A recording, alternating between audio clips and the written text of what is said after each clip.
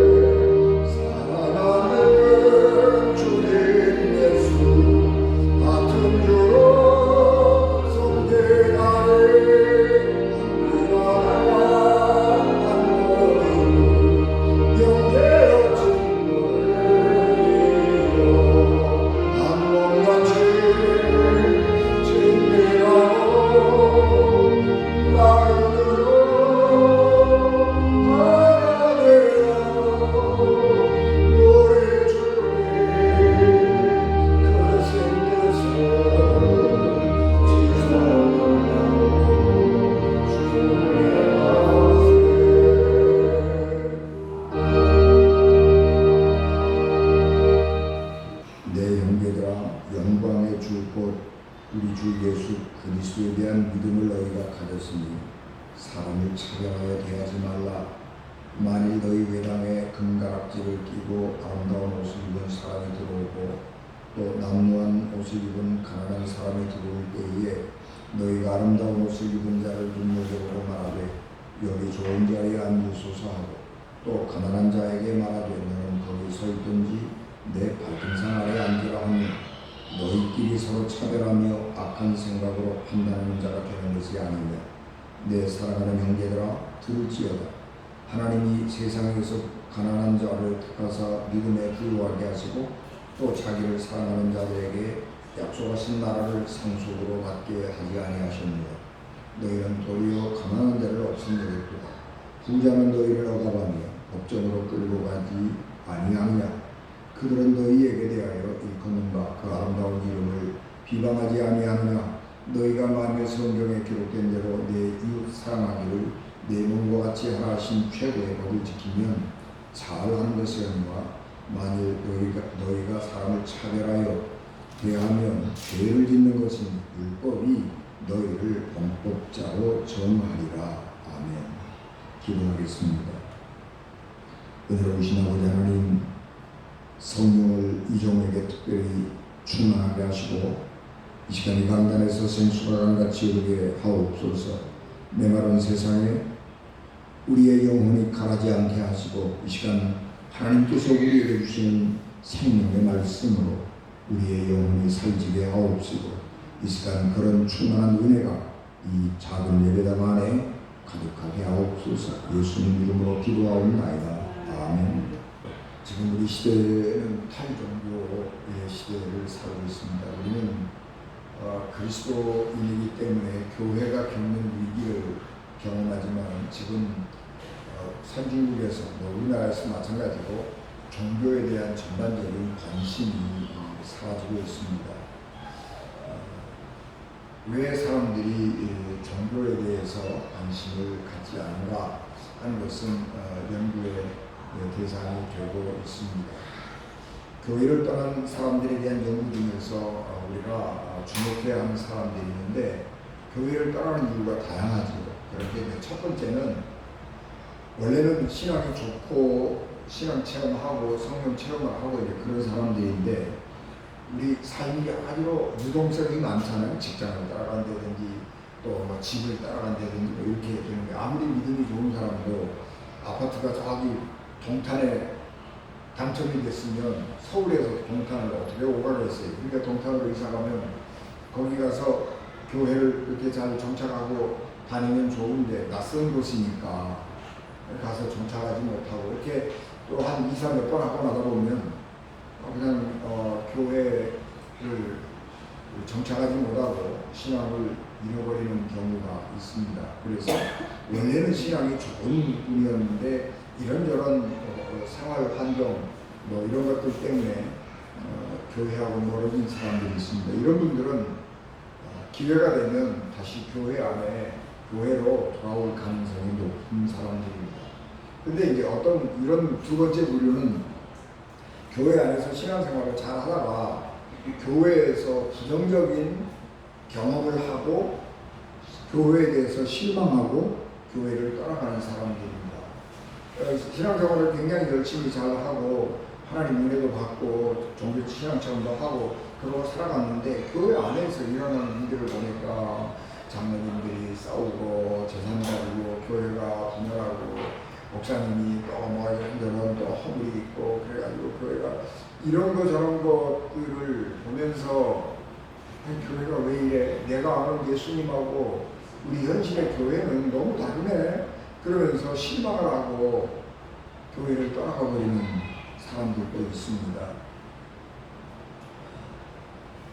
이런 사람들은 교회가 기득권이 너무 강력해서 항상 어디 가서 핵심으로 들어가지를 못하는 거지. 그래서 주변에 100명 돌다가 그 교회 핵심 안에 있는 사람들이 보여주고 있는 생활 형태, 신앙과 전혀 다른 추한 모습들, 악한 모습들을 보면서 이게 기독교 신앙 내가 안 가져야 되겠다. 뭐 그런 생각을 하게 합니다. 또 어떤 경우는 신앙을 포기하지는 않는데 내가 교회 안 나가고 나 혼자 신앙생활 할 거야. 뭐 그런 사람들도 생겨나게 됩니다. 이런 일들은 오늘 우리 한국 교회 안에서만 일어나고 있는 것이 아니고 교회라고 그러면 어디든지 다 그런 일들이 일어나고 있습니다. 우리는 우리가 경험하니까 우리 교회 안에서만 일어나는 이런 나쁜 사람들 만나 그럴지 모르지만 이 교회 역사라고 하는 것은 교회가 늘 그런 일이 있었어요. 왜냐하면 하나님은 거룩하시고 완전하신 분이지만 이 교회를 구성하고 있는 사람들은 죄인들이고 불완전한 사람들이기 때문에 이런저런 사건들이 생기고 소용들이 속에 빠지게 됩니다. 예수님이 부활승천하신 후에 제자들이 성령을 충만히 받았습니다. 그래서 그들이 밖에 나와서 복음을 전했는데 성령께서 함께 하심으로 많은 사람들이 회개하고 예수님을 믿었습니다. 그래서 교회가 갑자기 부흥됐어요. 성경 사도행전에 보면 베드로가 한번 나가서 설교를 했더니 3,000명씩이나 회개했다. 그렇게 기록을 합니다. 3,000명이 정말 회개를 했는지 아니면 회개를 했는지 모르지만은 정말 많은 사람들이 갑자기 교회 안으로 와서 예루살렘 교회가 엄청나게 부흥했습니다. 그런데 교회가 갑자기 부흥하다 보니까 예루살렘 교회 안에 문제가 생겨나게 됩니다. 예루살렘 교회는 본래가 12 제자를 중심으로 그리고 예수님의 가족을 중심으로 교회가 운영이 되고 있었어요. 12제자들보다는 예수님의 동생들이 더 교회 안에서 발언권이 강했습니다. 그래서 예수님의 동생 야고보가 제자가 아니잖아. 예수님의 제자가 아니잖아요. 그런데 예수님의 동생 야고보가 예수님의 제자 중에서 으뜸이라고 하는 베드로보다 더 발언권이 세고 교회에서 실권을 가지고 있었던 거예요. 그러니까 하여튼 어떻든지 간에 이 예루살렘 교회 안에는 유대인 그리스도인들이 교회의 실권을 가지고 모든 의사결정을 하게 되었습니다. 그런데 예루살렘 교회 안에 가난한 사람들이 있었는데 그 가난한 사람들 중에서 어떤 사람은 교회가 생활 필수품들을 이렇게 공급하고 생활이 어려움이 없도록 공급을 하는 구제 사업하는 일에 풍성하게 이렇게 공급을 받았고, 어떤 부류의 사람들은 보니까 어려운 형편임에도 불구하고 교회에서 하는 구제에 잘 이렇게 충분하게 혜택을 못 받는 그런 게 나타나는 거예요. 그래서 가만히 보니까 유대인 그리스도인들은 자기들끼리 정보가 잘 공유가 돼요. 그러니까 거기는 어려운 사람들이 있으면 즉시 어려움들을 도와주고 그러는데, 헬란말을 쓰는 그리스도인들이 있는데 이 사람들은 이 교회의 중심부에 못 들어오는 거예요. 그러니까 이 사람들의 상황은 교회를 담임하고 있고 또 교회를 섬기는 사람들에게 정보가 공급이 안 돼요. 그래서 이 사람들은 어려움에도 불구하고 교회가 생활 필수품 공급하는 이런 구제 사업에 소외되는 일이 벌어지게 된다. 그래서 교회가 말썽이 나서 의견이 갈라졌어요. 그러니까 교회가 분란이 생긴 거예요. 그럴 때에 사도 베드로가 이렇게 말합니다. 우리가 잘못했다. 우리는 예수님의 제자로서 복음을 전하는 일에만 전념을 할 테니까 이제 이 구제 사업을 하는 것은 헬란말을 쓰는 그리스도인들이 맡으시오. 그렇게 하면서 교회에서 임원을 선출했는데 헬란말을 쓰는 사람들 중에서 7사람을 뽑았습니다. 그래서 이제 앞으로 이 교회를 섬기고 봉사하는 일은 당신들이 다 하시오. 우리는 교회를 운영하는 일에서 교회에서 일어나는 일들에 대해서 전부 위임을 하고 우리는 복음 전하고 기도하는 일에만 전념을 하겠습니다. 그리고 자기의 모든 기득권을 내려놓고 위임한 거예요. 그래서 예루살렘 교회가 이 발생한 문제를, 갈등을 해결을 잘 한 것입니다. 그래서 이게 윈윈이라고 그러는 거예요. 모두 서로가 좋은 그런 전략적인 선택을 해서 예루살렘 교회는 계속해서 성장하고 발전을 하게 되는 것입니다. 왜 그런 일이 가능했느냐 그러면 그 교회는 성령이 충만한 교회였기 때문에 그렇습니다. 그런데 예수님이 부활 승천하시고 한 30년이 지났어요. 한 세대가 지났습니다. 한 세대가 지나니까 사람들의 믿음이 변화되기 시작한 겁니다. 신앙생활을 오래 하다 보니까 이게 신앙이 관습이 됐어요. 그래서 믿음이 굳어지기 시작합니다. 그래서 사람들이 이제 교회 안에서 누가 높으냐 그런 논쟁도 나오게 되는 것이고, 또 교회에서 높은 자리 차지하려고 또 여러 가지 문제도 생겨나게 되고, 그렇게 되니까 오늘 우리가 봉독한 야고보서를 쓰고 있는 야고보, 예수님의 동생 야고보라고 생각이 됩니다만, 이 야고보가 교회 안에서 일어나고 있는 문제들을 보면서 이것은 믿음이 굳어졌기 때문에 일어나는 일이다, 그렇게 생각을 하면서 공허해지고 형식화되어 버린 교회를 각성시키기 위해서 이 말씀을 기록하고 있습니다. 그래서 야고보는 예수 그리스도의 말씀은 사람들의 믿음의 행위를 가져와야 된다.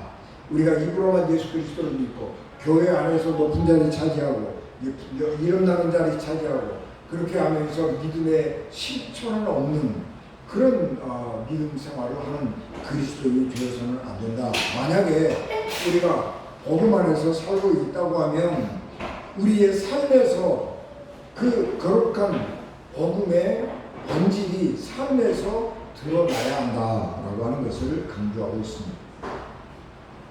우리가 오늘 공부한 말씀은 설교 말씀입니다. 야고보가 교회 사람들에게 설교하고 있는 말씀인데, 설교의 오늘 우리가 공부한 말씀의 설교의 주제는 관대함이에요. 관대함. 교회가 안정되고 성장하면서 교회가 사회적으로 인정을 받는 조직이 되었습니다. 그래서 교회 안에는 부자도 있고 가난한 사람도 있고 다양한 사람들이 교회 안에서 이 교회를 구성을 하고 있었는데, 교회 안에서 가만히 보니까 세상에서 잘 나가는 사람들이 교회 안에서도 잘 나가는 거예요.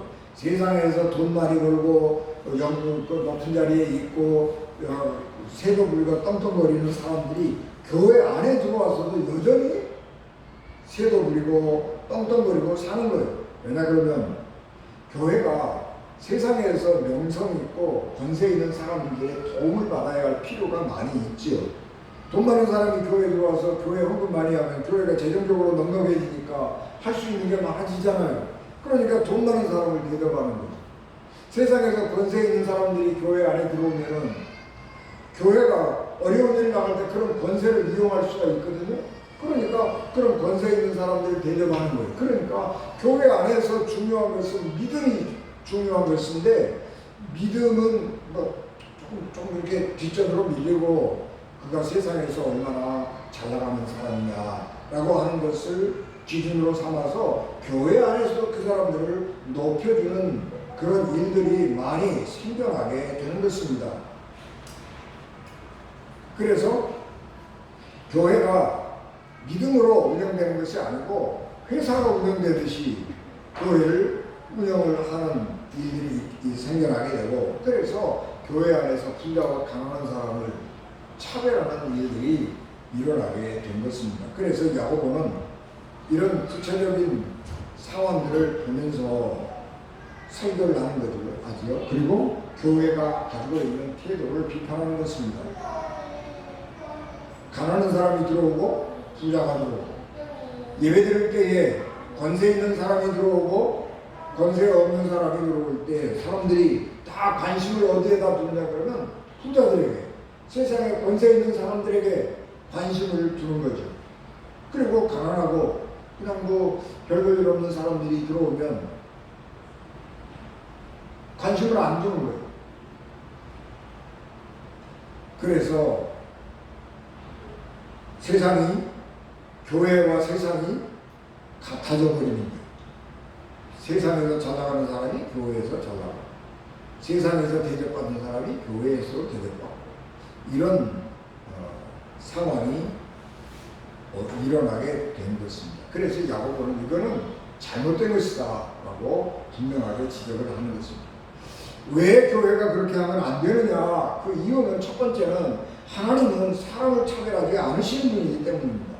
하나님은 자기 백성 가운데서 부유하고 명망 있는 사람이 특권을 누리고 반대로 가난하고 약한 사람이 수대접을 받는 것을 용인하지 않으시는 분입니다. 신명기 10장 17절에서 19절 너희의 하나님 여호와는 신 가운데 신이시며 주 가운데 주시오 크고 능하시며 두려우신 하나님이라.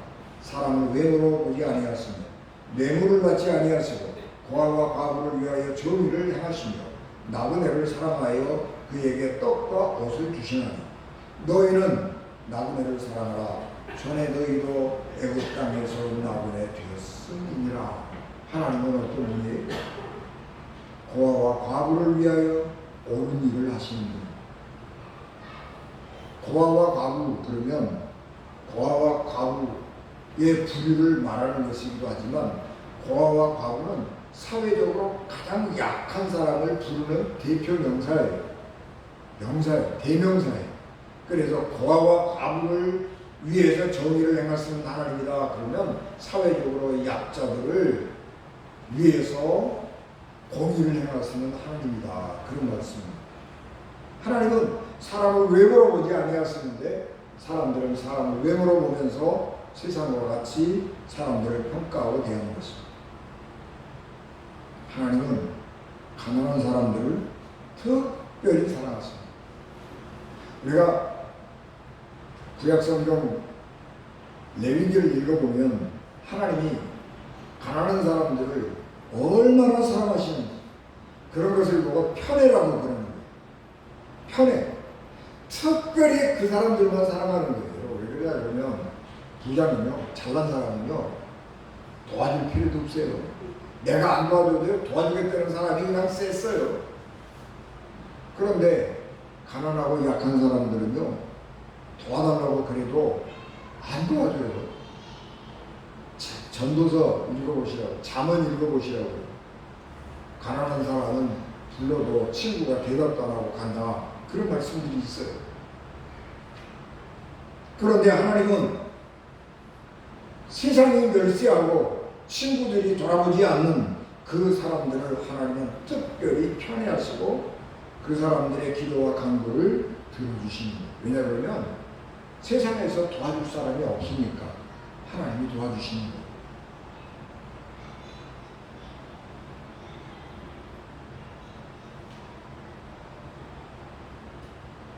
그래서 하나님은 가난한 사람들을 택해서 하나님 나라를 상속하게 하시고 가난한 사람들이 믿음의 불완 삶을 살게 하셨습니다. 두 번째는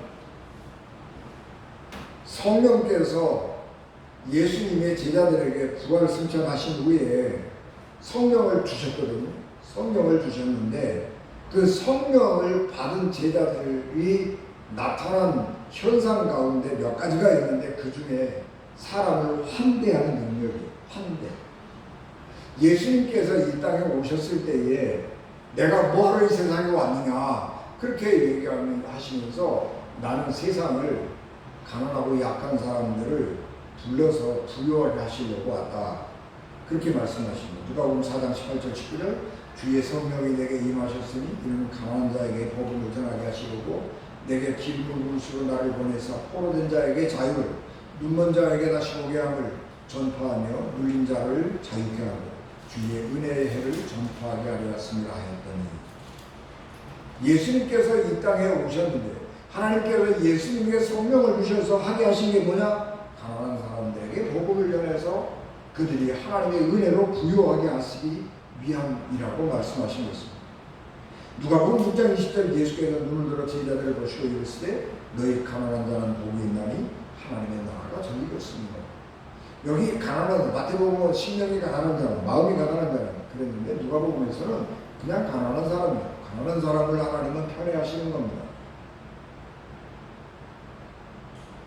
가난한 사람은 세상의 눈에만 가난한 사람일 뿐이에요.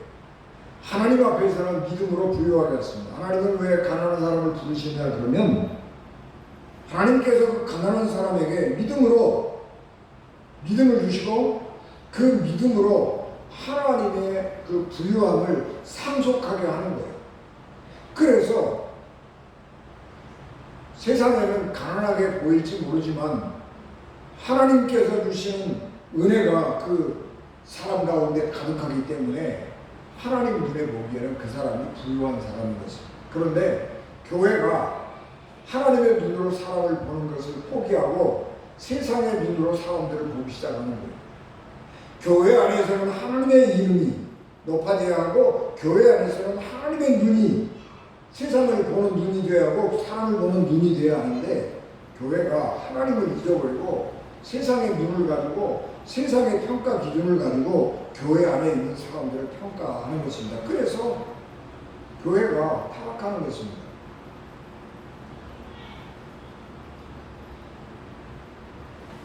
교회가 하나님의 능력을 의지하지 아니하고 세상을 의지하면 그 교회는 이미 성령의 능력을 잃어버린 교회입니다.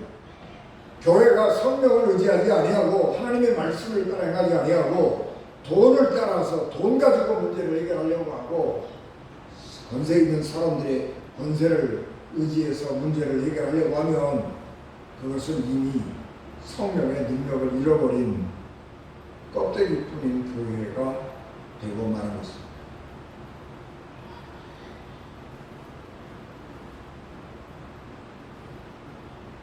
그래서 교회는 성령의 능력을 회복해야 되는데 성령의 능력을 회복할 때 나타나는 현상이 뭐냐?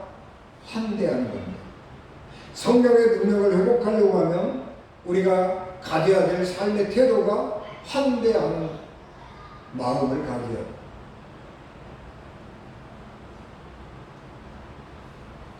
예루살렘 교회가 성령을 충만히 받고 교회가 부흥했잖아요. 예루살렘 교회가 갖는 성령을 충만히 받은 후에 갖는 특징이 세 가지가 있는데 하나는 담대함. 나가서 예수 그리스도의 말씀을 담대하게 전했어요. 두 번째는 환대했어요. 누구든지 다 불러들었어요. 누구든지 다. 그래서 가난한 사람, 고아, 과부, 부자 다 불렀어요. 그래서 부자들이 자기 재산을 갖다가 교회에다가 헌금을 하니까 그 헌금 가지고 교회 안에 있는 가난한 사람들을 돌봤어요. 환대하는 거예요. 환대. 환영하는 거예요. 아, 저 사람 교회에 도움이 안 돼. 아, 저 사람 교회에 없었으면 좋겠어. 그게 아니고 누구든지 교회에 오는 사람들을 환영하고 교회 안에서 그 사람들에게 필요한 사랑을 나눠주는 요 환대. 그리고 화해하는 거예요. 교회 안에서는 서로 간에 어떤 문제가 있든지 서로 화해하고 사랑으로 하나 되는 거예요. 그것이 예루살렘 교회에서 성령을 받은 후에 일어난 일이에요. 그러니까 다른 사람을 사랑하고 다른 사람들을 환영하고 다른 사람들을 영접하고 받아들여주는 능력을 가지고 있다고 하는 것은 성령이 충만한 사람인 거예요. 다른 사람을 사랑할 줄 모르는 사람은 성령이 없는 거예요. 환대라고 하는 말은 반갑게 맞아서 정성껏 후하게 대접한다, 그런 뜻을 가지고 있습니다.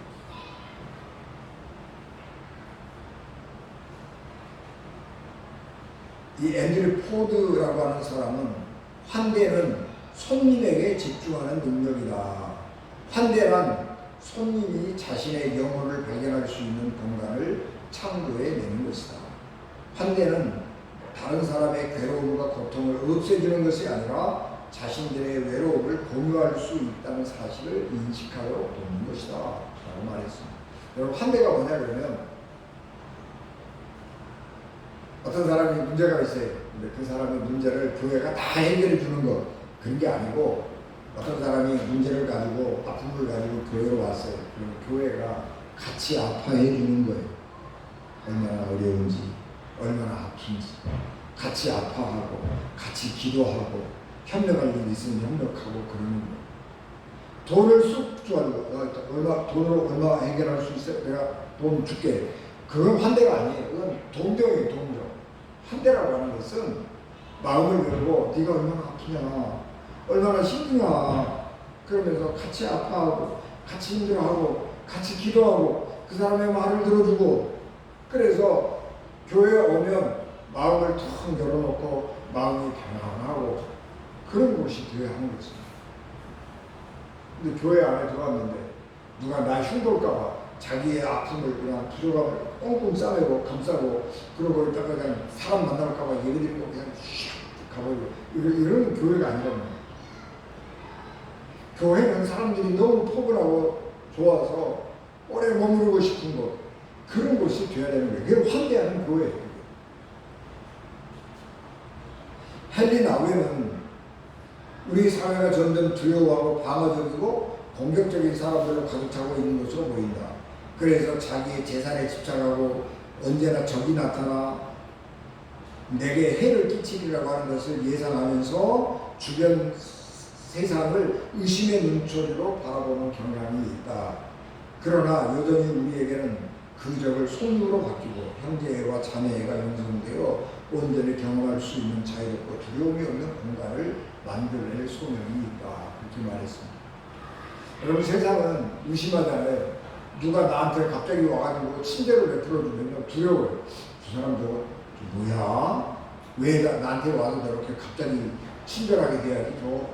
이렇게 된단 말이에요. 요즘에는 교회도 새신자가 이렇게 한 사람이 왔어요. 낯선 사람이 예배 드리러 왔어요. 그러면 저 사람 누구야? 저 사람도 혹시 너 신천지 아니야? 뭐 이래갖고 두려워하는 거예요. 그래서 낯선 사람이 왔을 때에 마음을 열고 기쁜 마음으로 환영해 주지 못하는 거, 전부 경계하는 거. 혹시 나한테 뭐 손해날 일이 없을까? 나한테도 손해 끼치지 않을까? 여러분 핸드폰에 문자가 이렇게 오면 이게 누구한테 온 건지, 이게 이거 보이스피싱이 아닌가 좀 의심해 보잖아요. 세상이 그렇게 됐어요. 근데 교회가 하는 일은 뭐냐 그러면, 어떤 사람들이 우리에게 왔을 때 우리가 마음을 열고 그 사람들을 사랑하고, 그래서 서로 사랑으로 두려움 없는 그런 관계를 가지고 살아가도록 우리가 마음을 여는 것이라고 하는 것입니다. 그래서 교회는, 성령을 받은 교회는 사람들을 환영했습니다. 지금도 우리 교회가 교회 안에서 소외받은 사람들이 없도록 세심하게 서로를 살피고, 예루살렘 교회처럼 불평등만 일어날 때에 문제를 전적으로 해결하도록 위임하는 것은 진정한 환대입니다. 그래서 교회가 마음을 열어야 돼요. 그래서 이 교회를 내가 몇 년 동안 섬겼는데, 이 교회를 우리 할아버지 때부터 내가 섬겼는데 내가 이 교회 주인이지, 그렇게 생각을 하고 모든 일을 장악하면 안 된다. 마음을 열고 누구든지 다 하나님의 일에 동참할 수 있도록 내가 뒷자리를 쓱 빠져주는 그런 그 마음의 열린 마음, 성령께서 이 하나님의 교회를 잘 이끌어 가실 것이다라고 하는 믿음. 그래서 성령께 교회를 나 의탁하고 내가 해야 이 교회를 올바로 한다, 그런 생각을 버리는가. 그래야 마음이 열리고 환대가 가능해지는 것입니다. 예수께서 부활하신 날 엠마오로 두 제자가 막 시름하면서 가고 있었습니다. 예수님이 부활했다고 하는 소식을 듣기는 들었는데 믿을 수가 없는 거예요. 그래서 어떡하니, 그리고 두 제자가 엠마오로 가고 있는데 어떤 나그네가 함께 동행하게 됐습니다. 하루 종일 그 나그네와 이야기를 하면서 길을 갔습니다. 그런데 예수님의 두 제자가 엠마오에 도착했습니다. 자기는 고향에 왔어요. 그런데 그 나그네는 더 길을 가려고 하는 것처럼 느껴지는 거예요. 엠마오가 목적지가 아니고 엠마오를 지나서 더 가려고, 목적지가 더 지나가서 있는 것 같은 느낌이 들어서 그 나그네가 가려고 합니다. 그러니까 엠마오로 가는 두 제자가 그 사람들을, 그 동행자를 강제로 끌어다가 오늘 밤은 너무 힘들고 피곤하니까 다음 동네까지 가면 너무 어려우실 테니까 다음 동네 가서 어떤 집에 머물러야 될지 그거 힘들잖아요. 그러니까 오늘은 우리 집에서 주무시고 내일 아침 일찍 가십시오. 그리고 그 사람을 강제로 끌어다가 자기 집에 모셔놓고 식사를 준비해서 저녁 식사를 함께 하는 겁니다. 그런데 그 식탁 자리에서 예수님께서 기도하십니다. 그럴 때에 예수님의 두 제자의 눈이 밝아져서 지금 자기가 하루 종일 동행해왔던 나그네 강제로 끌어다가 우리 집에서 자고 식사하고 쉬고 자고 가라고 강제로 끌어놓았던 그 나그네가 예수님인 것을 아는 거예요. 환대가 이렇게 중요한 거예요. 마음을 열고 낯선 일을 내 가슴에 품어주는 것, 교회가 낯선 사람을 마음을 열고 품어주고 우리 교회 안에 있는 사람들의 어려움을 함께 나누는 것, 그것이 이렇게 소중한 거예요. 예수님을 만나는 것이. 그래서 히브리서에서 13장 2절 손님 대접하기를 잊지 말라, 이로써 부지 중에 천사를 대접하는 일이 있었느니라. 아브라함 얘기를 하고 있습니다만 여러분, 누가 천사인지 모르는 거예요. 내가 어떤 사람에게 천사일 수도 있고 어떤 사람이 내게 천사일 수도 있어요. 그래서 우리는 서로 사랑으로 마음을 열고 환대해야 하는 것입니다. 우리가 만약에 그리스도의 사랑으로 교회가 성령의 능력을 힘입고 세상을 섬기고 상처받은 사람들의 마음을 어루만져주고 마음을 열고 환대해서 믿음의 길동무가 된다면 교회는 다시 성령의 능력을 회복하고 세상의 빛과 소금이 될 것입니다. 이제 우리가 성령의 능력인 환대의 마음을 회복하고 교회 안에서 부정적인 경험을 하고 교회를 떠나가는 일이 없도록 할 뿐만 아니라 그리스도의 사랑으로 사람들을 초대해서 구원의 자리에 이르게 하는 우리 은진교회가 되시기를 주 예수 그리스도 이름으로 축복합니다.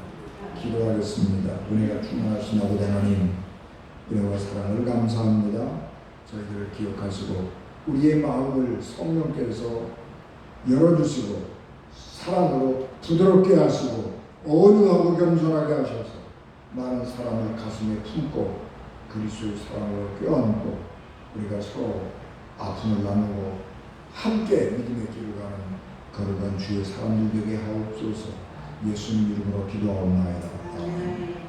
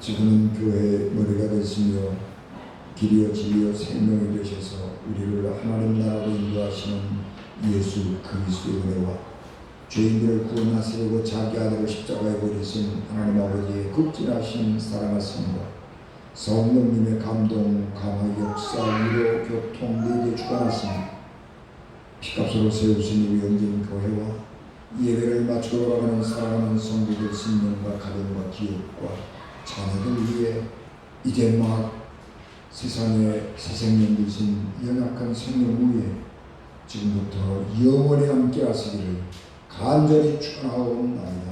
아멘.